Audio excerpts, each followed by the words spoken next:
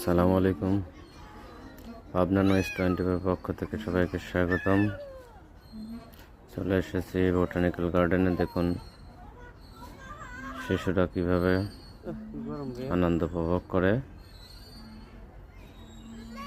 অনেক মজা পাচ্ছে ওরা। অনেক ছোট, তারপরে ওরা এই লোহার দোলনায় দুলতে খুব মজা পাচ্ছে।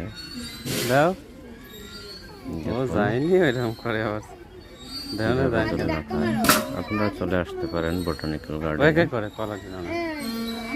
বোটানিক্যাল গার্ডেন আমি কখনো আসি নাই, কিন্তু চিড়িয়াখানা এসে এখন দেখবেন চিড়িয়াখানা বন্ধ।